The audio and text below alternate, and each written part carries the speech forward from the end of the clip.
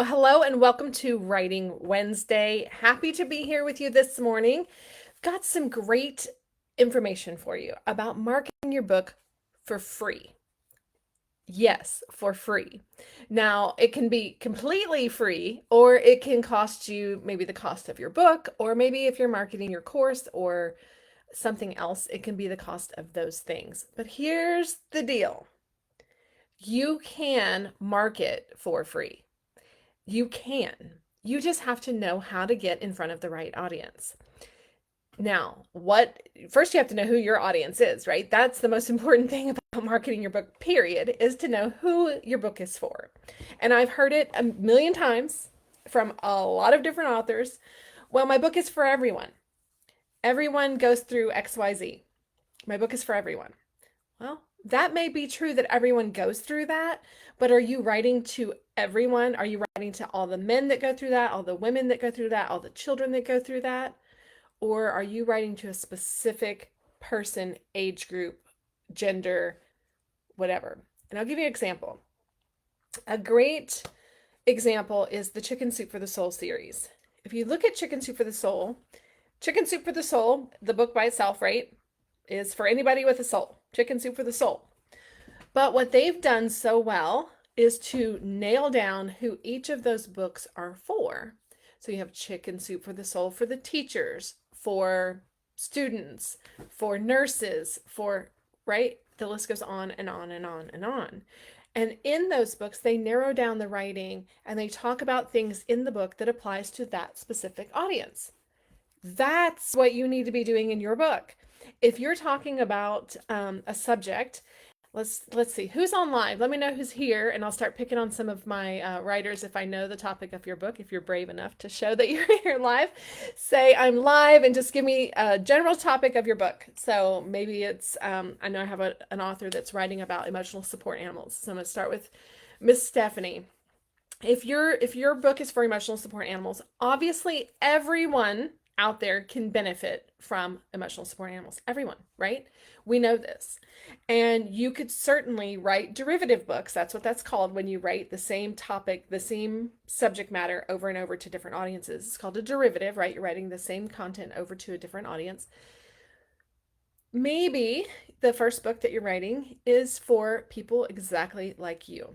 Maybe it's for people midlife. That's where we are, right? We're in midlife and they maybe have gone through something traumatic, or maybe it could be the loss of a spouse, it could be a divorce, it could be a loss of a job. All of those things that midlife people go through, maybe the loss of a child, maybe just becoming an empty nester for the first time. All of those things the person goes through, and then you can start relating to that in the book, right? Because now you're talking to a specific person that you know is going through this. In the next book on the same subject, you're now writing about emotional support animals for children and things that children go through. And what do children go through? They go through being bullied. They go through maybe changes in their family dynamics that they're not comfortable with. Maybe they've moved. All of those things. Now, does that happen to the rest of us? Yes. But we're targeting and talking specifically to a specific audience. So once you know that, once you know your specific audience, then we can get to the good stuff and start marketing our book for free. So how do we do that? All right, we've got Kim. Hi, Kim. Hi, Yvonne. Thank you for being here. Laura's here live. Kim, Battle of the Mind, undoing the lies. We are told to hear the voice of God. I love it. And Kim's totally focused on her audience. Her first book is for the same audience. Her second book is for the same audience. She is clear on her audience. Janice is here. Thank you for being here. Her book is on spiritual beauty. Yvonne's book is on prayer spaces. So let's talk about marketing your book for free and how you get in front of audiences, okay? So if you happen to see the email that I sent out earlier today, I give a couple of examples. And the first example that I give, I was not expecting to give that example. And then as I started typing the email today, I was like, oh wait, that's exactly what just happened to me. And so let me explain. So when you're using this free method, I call it collaborative audience sharing. It's basically sharing. So I'll repeat that. And if anybody wants to type it in the comments, collaborative audience sharing. Okay, means I'm sharing my audience with someone else, or they're sharing their audience with me. And by audience, it means all the people that you've amassed, right? Your email list, your Facebook and social following. Maybe you actually have a community that you serve, a nonprofit group or something like that. That's your audience, right? And if you're willing to share that with somebody else, or they're willing to share theirs with you, then you have this collaborative audience sharing. Now, thank you, Kim. Now, what do you do and how do you do this? And what's the biggest no-no is this. Don't look for people in the same exact space as you that are doing the exact same thing. Now, that's a little blurry line, like in Kim's book, and I'll show you in just a minute, a little blurry line, but you want basically to add value to another person's audience, right? So I'll give you my two examples here. We'll talk about those, but I'll tell you like the no, for instance. So I serve authors, obviously. I serve authors on all aspects of publishing, from writing the book, putting the framework, marketing, the publishing aspects, the actual services of interior design, cover design, all of those things, uploading your book, getting your ISBNs, all of those things I cover completely in my realm, right? All of those. So if somebody comes to me and they're like, hey, I'm an editor, can I share my stuff with your audience? Well, would they help my audience or not help my audience? Well, they might help my audience if they're a good editor. So my job then is to vet them as an editor to see if they're any good, because I don't want to share them with my audience if they're not any good. And then my job is to make sure that they fall in line, basically, right? The way I serve my audience. Like, I just don't want you going after my people and attacking them when they're not ready for your services yet, right? And so I have to collaborate with them in a different way and work with that audience, because it is almost a competition, right? I already have editors that I recommend to my clients. And so if somebody wants to be part of that specialist list, I vet them and include them in that, but I don't let them just free for all attack my audience. Now, the same way, if you're going to speak on a subject and you're directly going up against somebody else in that same competition, or that you would be a competitor, for instance, they're probably not going to invite me to a publishing conference where they're offering the exact same services that I'm offering, right? Because why would they want me to come in and take the risk that their clients might like me better than they like them, and they might come work with me, right? So you have to think about that. And I've had several people approach me on that. Hey, let's hold a conference together. And I'm like, why would we do that? We offer the same exact services. Now, I have a very dear friend and client that while she does write in the, I'm missing a book up here. She writes in the same space as far as serving Christian women. Her niche is very specific. She helps with overcoming triggers and setting people free from things that trigger them. Now, you could say, well, that's kind of the same thing. You could, but it's very specific, and her methodology is very specific. And so guess what? She's probably coming to Port Aransas next year. Yay! Because she wants to come and share. And I know from being at this conference this year, or this retreat, that there were people that were having problems with things that were triggering them. They felt stuck and they couldn't overcome that. So she's going to come in and help people move past that, right? And you could say, well, can't I do that? Well, yes, in the publishing realm and somewhat in the spiritual realm, but that's not my main focus in this with this audience, right? So for her to come in alongside me and serve my audience, that's true collaborative marketing. She's coming alongside, she's serving my audience. So she's helping my audience, right? Which ultimately, hopefully, makes me look like a hero, right? Because now I brought in somebody, look who's coming to say hi. I brought in somebody who is helping you, right? Who is offering a service that I don't offer. So hopefully that's a service that if you need it, you would feel like I've brought in somebody who can love and trust. And so that's exactly what I'm doing. I'm bringing in a collaborative partner that I do respect in that industry, in that segment, and that she could come in and serve you guys well.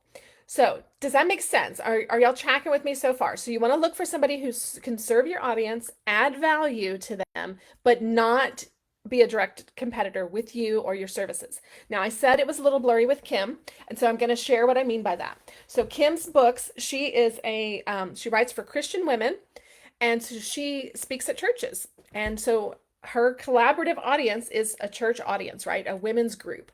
But you could say, well, the women's group, they serve those women in the same way, right? They're bringing people, they're helping people understand that there's a battle for the mind. They're helping people understand that we want to hear the voice of God. Yes. But Kim's packaged it in a nice way that she can come and present it, and she is seen as the expert in that area. So in doing so, she's adding value to the audience. In a church aspect, the church is covering a huge, right? I mean, the Bible, right? They're covering it all. And Kim's narrowing it down to one expertise, if you will. And that's where you can come into church audiences and really be seen as a support feature. And so don't feel like, oh, well, the church is handling that. I don't need to go speak out of church. No, they need you. They need you to come alongside with them. They need you to think about, you've probably heard it before. You have to hear things, 7 times for in order to sink in. And let's just be honest, women, and I'm going to say women because that's who we have showing on here right now. But let's just be honest that sometimes it takes hearing it from another voice, right? As women, we know that our husbands often have to hear it from somebody else before they'll believe it's true, right? When they hear it from us, I don't know if you guys can resonate with me, but I have told my husband things before, and then either his friend or his dad will tell him the exact same thing, and then all of a sudden the light bulb goes off, and he's like, hey, we should do this, and I'm like, we should, because I told you that 3 months ago. And but we know that sometimes it takes someone coming alongside, right? And so Kim is that person for the church, for women's groups in the church. She can come alongside and she can speak to their audience, borrowing and collaborating with their audience to add value. Okay, so think about some of the things, some of the ways that you can do this. Who are the people that you can add value to their groups? And let's Oh, I love it. Stephanie's on. She says, yes, emotional support animals are the best. Yes, they are. And I hope I'm not overwhelming you with all the derivatives of your book, Stephanie, but it's so powerful and it can help so many different people. But you've got to focus in on who are you helping? Who is that one person? So let me give you the example of what happened to me recently. I guess it was in April. I was at a conference. I think it was in April. And we were in this living room area they had set up, and everybody was kind of networking, and there was a man standing in front of me talking to a woman who was sitting down, and I was sitting here, and I heard him talking about his product, and she said, well, who's your target audience for this product? And he said, well, I'm looking for women in their 50s, women who, don't want to use a lot of products on their face, but they don't want, they don't necessarily want all the wrinkles that come with, being over 50. They want to take care of their skin. They want a youthful glow, blah, blah, blah, blah, blah, right? Or maybe they've recently lost weight and they want to help this part out, their jowls or whatever you call it. And so I'm sitting there listening and I'm like, that's me. He's talking about me. I'm his target audience. And so I said, I don't mean to interrupt you, but I'm that person. So if you want to pick my brain on, what your target audience thinks, feels, knows, wants, I'm her. I'm the lady you're talking about. I recently lost weight. I am over 50. I, don't want the wrinkles that come with being over 50, and I don't want to use a lot of products. I'm not high maintenance in that aspect. I don't want to spend a lot of money on products. I don't want to, constantly be applying things to my face. And I don't, all that stuff. So he said, great. Let's connect on WhatsApp and I'll send you I'll send you what I'm talking about. And I'm like, you'll send me what you're talking about? I'm like, okay. And he's like, I'll send you the box. And I'm like, you'll send me a box of, he's like, I'll send you the devices. And I'm like, what? And so he asked for no money. I'm going to show you what he sent me. He asked for no money. I have not opened the boxes. I have not tried them. I just got this yesterday. So the fact that it tied in perfectly with today's message, I was like, something to this, okay? It's being aware and starting to listen. Where's your target audience? Who's talking about your target audience, right? The fact that I was listening to him, right? And he happened to connect with me, his target audience. And then he's like, here, let me give you my stuff because I want you to try it. And why did he just give it to me? I paid nothing. He just gave it, right? It's because He knows I'm his target audience. He knows that if I like it and use it, I will tell my friends, I will tell my audience, I will, right? Because I told him, I said, I'm your person and most of my audience is your person. Like most of my people are like me. They're either, if they're not in their 50s yet, they're headed that direction and they don't want all the wrinkles either, and they want to be natural too, right? And I don't mean to call y'all out on age, but I think Kim's probably the youngest one here, right? And so we want that. And I know Laura's big on natural beauty and using products that are natural. And um, so when we connected and he's like, I'll just send it to you, I was like, okay. And then when I got the box yesterday, I was like, oh, he brought it. Like he sent it, right? So he sent me over $600 worth of product for free. Why? Because he knew I would talk about it if I loved it. But I'm here talking about it before I've even tried it. And I'm going to share it with you before I've even tried it because I think it's amazing that he sent me all these products. And I'm going to try it and I'm going to do the whole before and after video thing for him. But here's one of the products. So this product, it's called My Glow, and it's the company name is My Derma Dream. And don't worry, ladies, I will try it for you first and let you know if it works. But this particular product, it gives off some light and you use it like under your chin and it's supposed to, I don't know, shrink the skin, tighten your skin. We'll see. I'll read up on it and let you know what it's supposed to do. This one I think is a normally like I want to say the total package was, I want to say this was normally $200. I want to say. And then it comes with a sermon that you use with it or after it. I'll have to read the directions. And that was $100 product. So $300 right there. And then this thing, which you might have seen this, guys, out on TikTok and all those things, this mask. So you literally like, it's an LED mask and you put it on and then you tune in the light color that you need the benefits from. So like a red light, a blue light, all the different things. And it tells you all the different lights, what they're for and which ones you need, right? So you literally stick this mask on your face and you use it for like 10 minutes at a time. This I looked more into because I was like, I'm about to get electrocuted. So I did look into this a little bit more, which from what I can see, no, I'm not about to get electrocuted, and I will try it, and I will try it on video live so I can give good feedback for this gentleman who sent me over $600 worth of products. So why did he send me these products? So this is where the only cost comes in for him, the cost of the products. Well, let's just be real that we know the cost of these products, while they're retail for over $600, that's not what he paid for them, right? That's not the cost of production for him. So he probably what is it, a fourth of that? Half would be wholesale, and then a half of that would be, so it probably cost him, let's see, what's the math? $150 maybe to send me these products. And if I use them and love them, which I'm hoping I will, I can share them with you guys. And he got some great word of mouth marketing for just that little amount, right? Versus sending out, okay, this is the difference, right? When you're trying to market, what are your odds? What are your options, right? You go out on Facebook, you drop an ad. Now on Facebook, you can at least target down your audience, which is very important.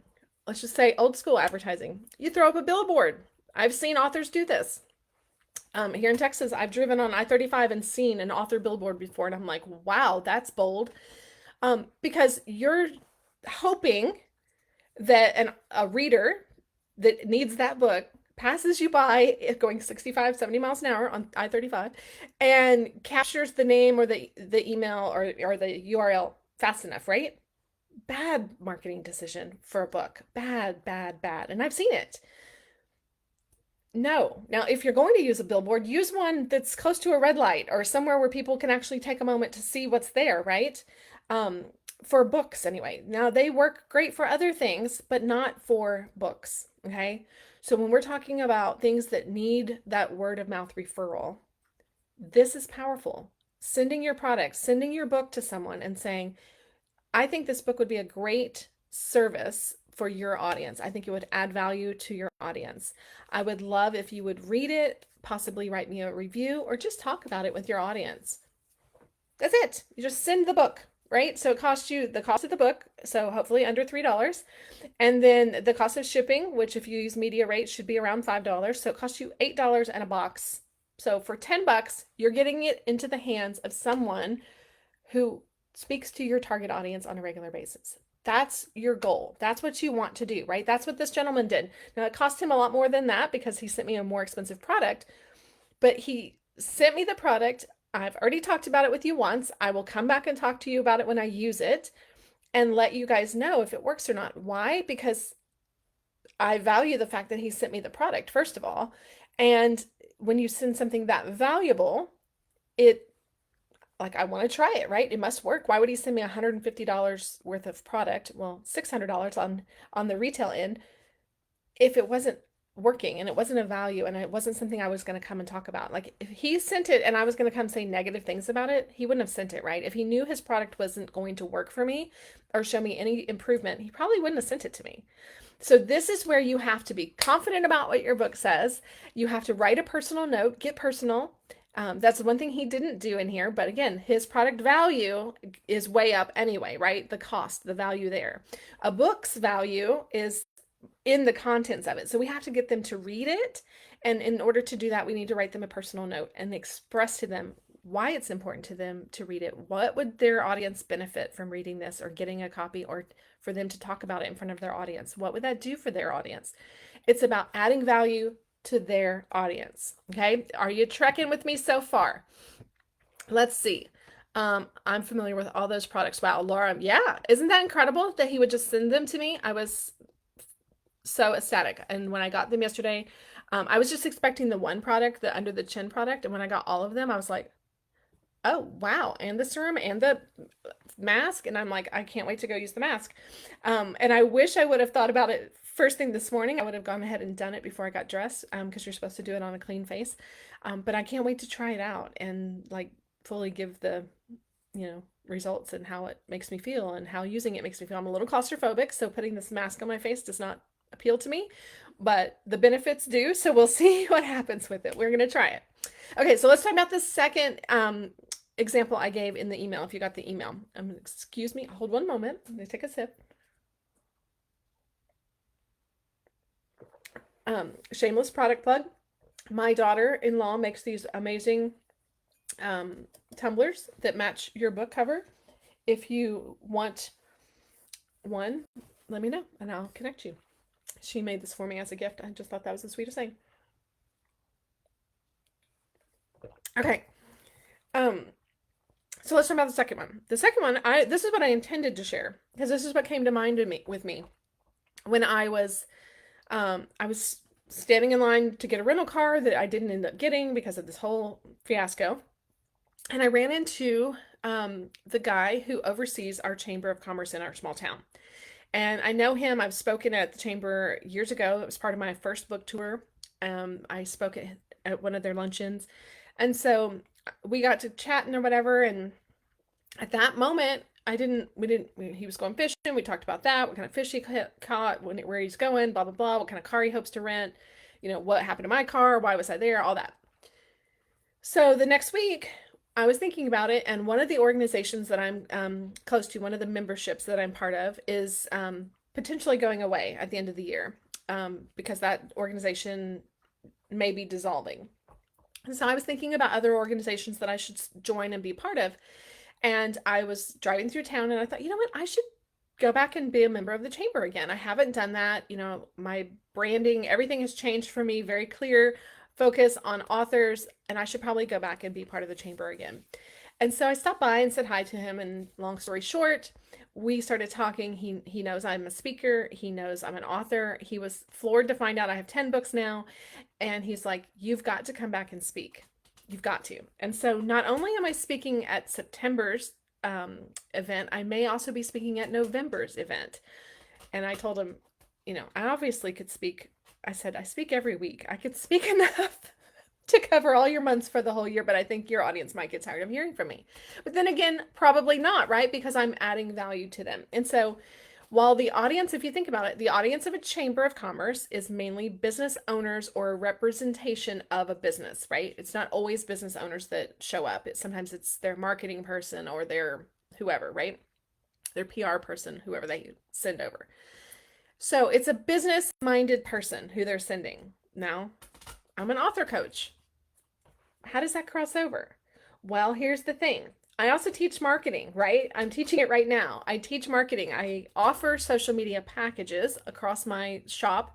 You can buy a LinkedIn package where I set up your LinkedIn. You can buy a social media package where I give you headers and social stuff for your Facebook, your Instagram, whatever. I have a TikTok person now. Hey, hey, hey, I have a TikTok person if you're ready for TikTok. So having these services, yes, it applies to authors. Obviously, that's my specialty, but it can also cross over into other businesses. And I can see the importance of how it would work in other people's businesses. So that's what I'm coming in to speak on specifically.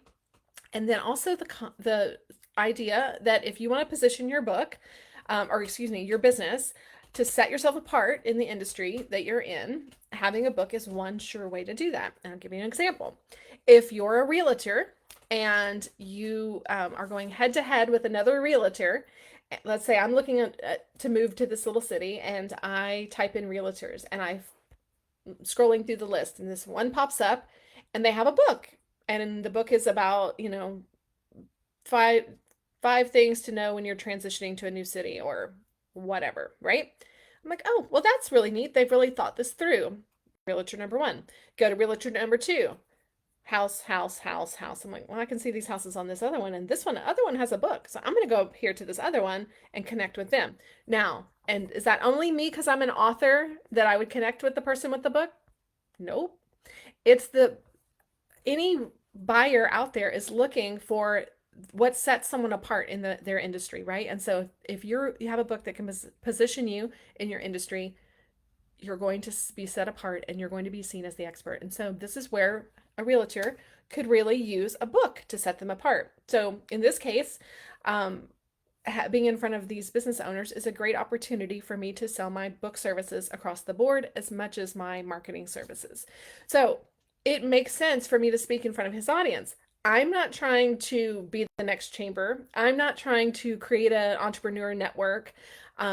If I was trying to do those things, that would be a direct competition for him. I'm not trying to do those things. I'm not trying to create a networking event type thing. And there are plenty of great people out there that do that all the time. I have great friends that do that.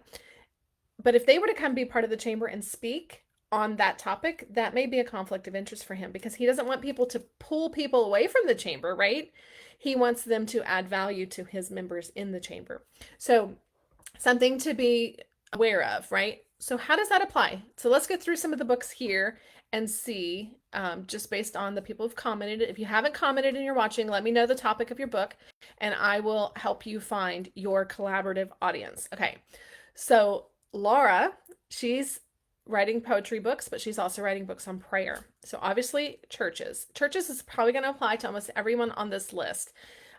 Different groups based on different needs, but you could certainly, are on different themes, right? Whatever your topic is. But you can certainly think about churches in your area, churches in other areas. The women's groups specifically, if that applies to you. Laura, I think your book would be great. Your dad's prayer book would be a great for a men's group. Oh my gosh, can you imagine that book in the hands of all the men in a men's group? How powerful that would be, teaching them how to pray like the champion that your dad was, praying for people. Very powerful. So you might, even if you're not comfortable, you don't have to go speak in front of these groups. You just have to get it into the hands of the person who will speak for that group. And so it could be you send it to the men's pastor, or if the church doesn't have a men's pastor, you send it to the pastor of the church and say, hey, I think this book would be a great book to share the power of prayer with the men in your church. It's prayers from a man with, after God's heart, and I think it would be powerful. Share it with them, right? So men's groups would be great. Yvonne, we have talked over and over about your prayer experiences and how powerful they are. You know that your audience is women's event planners, period. Whether it's in a church or outside of a church, it's women's event planners. And if before you were always thinking about it being part of a church, I hope the beach retreat experience expanded your mind that it's not just for inside the church, right? There's all types of events happening all the time. Look at the speakers in your area, Look at the speakers in Texas, across Texas. Um, People can connect you with speakers. Ask people, hey, do you know speakers that host events? And simply ask them, would you be open to including a prayer experience at your event? Boom, there you go. Or do you think your audience would benefit from learning how to create prayer experiences in their home? And then there you go, the book you're currently working on. So there you go. Make sure that you're focusing on their audience, right? It's about their audience and how you can come alongside them and serve them. Let's see, Lisa just commented, hers is on communication, prayer, and simply talking to God, talking with God, which I think is the key there, with God, right?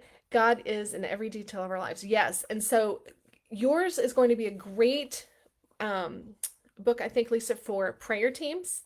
And you could potentially position it that way in churches, right? Talk to the churches and let them know that, hey, I have this great book on communication and prayer, and I think it would be a great book for prayer teams. If you have a prayer team, I'd love to get it into their hands and let them share it, champion it, right? You're just sending the one book to them, or maybe it's just a sales flyer on the book. But if you can get them a copy of the book, even better. And again, the cost of that book is hardly anything to you as an author. So sending that out is very valuable. All right, let's go back up here to Stephanie. Stephanie, I think your audience is huge, right? You're going to cross over with vets. You're going to cross over with the Humane Society. You're going to cross over with counselors, right? All of these people are serving your audience. Bookstores, you name it, right? There's just so many people that are crossing over into this. You could also cross over with speakers who speak on mental health, right? So if you showed up at there's a mental health conference going on, for instance, and you were there selling your books in the back of the room or at their what do you call it? Their little pop-ups, you know how they usually have vendors there. You could potentially sell books there. You could gift your book to them to present. You could, gift it to them to show on their socials, all of those things. But you've got mental health as an overall arching topic. You've got the pet stores. You've got the vets. I mean, there's a lot of people there that you can collaborate with. And Stephanie, if you have not collaborated with your local, oh gosh, what's the name of it? Raising Cane's, you've got to get over there. And this is why. So I asked the last time I was in there, I asked the manager, I said, hey, can I get several of those bookmarks that were in your kids' meals?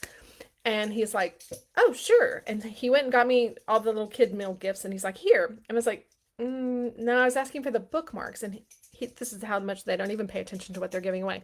He was like, oh, I was like, they look like this. And I showed him the one I just got in that day's purchase. And he's like, oh, well, those are phasing out. That was last quarter's gift or whatever. So now they're this. And I was like, well, do you happen to have a box of them laying around? And he's like, probably. Shoot me an email. So go talk to your person now. Go to your local Raising Cane's, talk to them and say, hey, this bookmark, hopefully you got one. Did you get one yet, Stephanie, from when I first showed them? Ask them, do you also have any of the bookmarks that were the little puppy dogs from your kids' meal giveaways? If you have a box of them, I would love to include you as a sponsor at my book launch party and show these. And I will, of course, list you guys as a sponsor. And they will probably give you a whole box. This guy is willing to give me a box if he finds one in our local store. So don't be afraid to ask, okay? They are looking to give away this stuff. It's past now. It's go do it, Stephanie. Go by there today. Go in the store, get a kids meal, ask to talk to the manager. Try not to go at lunchtime because they're busy, and it's almost lunchtime now. So go, late afternoon. Sometimes when it gets a little slower in their store, or just call and ask to talk to the manager. And just let them know, hey, I'm an author. I'm writing about emotional support animals. I saw the cutest bookmarks that you had in your kids' meals, I guess last quarter.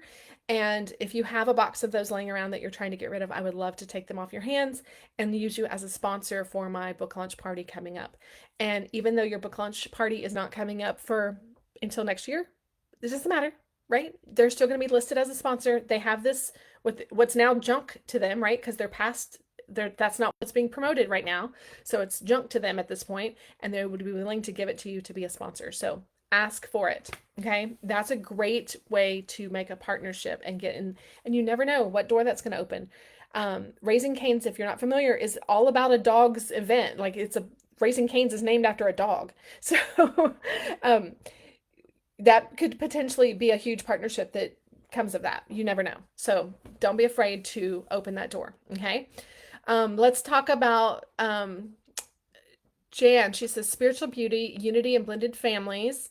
Oh, this is good. Attributes obtained from your mother. Okay. Blended families brings up a whole nother audience that I, for whatever reason, didn't resonate before, but you had mentioned your blended family before, so it should have. Women's groups, absolutely. Christian counselors, absolutely, right? Absolutely. That's what people go to Christian counselors for a lot of the times is the damage from blended families or the damage from divorce. And so having a healthy book about blended families and the good that can come out of that is so important. And so partnering with some of these Christian counselors in your area is going to be huge. Women's groups, absolutely, for the spiritual beauty side. I would say youth groups, specifically having events for young women in the church. College age groups would be fantastic. And mother-daughter events.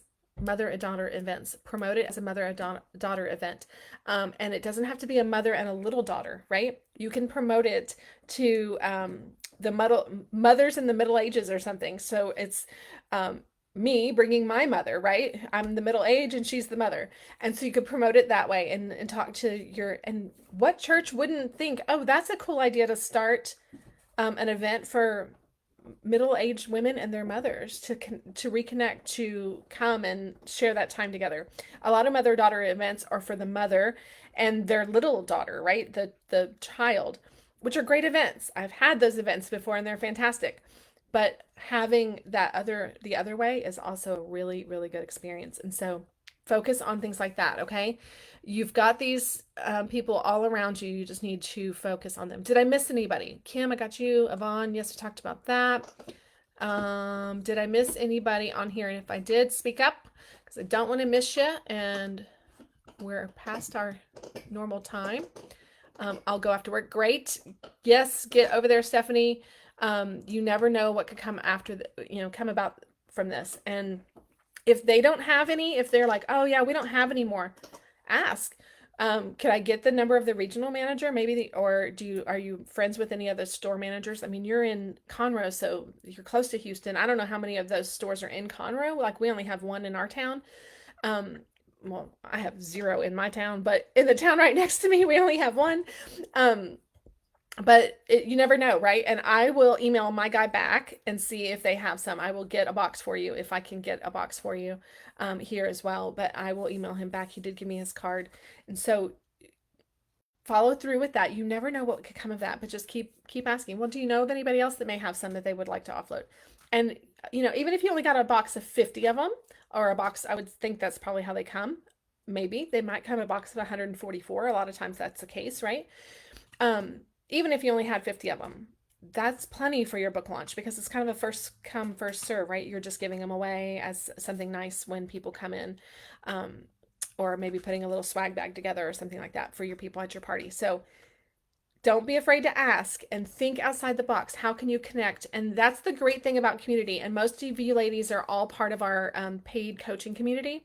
If you come across anything like this, knowing what your books are about, knowing who the different people in the group's books are about, don't be afraid to reach out to them and say, hey, I just met with so-and-so and your book would be a really good fit for them. Or I just came across this and I think it would be great to have at your book launch party or to maybe a great place to have your book launch party or something like that, right? Don't be afraid to collaborate inside of our membership group, the private Facebook group. I think it'd be a great place for you guys to share some of that information back and forth. And then, of course, follow each other's pages so you can support each other. I'm going to start sharing pages on a regular basis as you guys make your new pages and all of that. I'm going to start sharing them across my platforms. So be sure to share. Be sure to share great content on a regular basis. Congratulations to those who are. Jan, you're doing a fantastic job. I'm seeing it. Yvonne, you're doing a fantastic job. I'm seeing it. And so keep going, keep plugging away at those.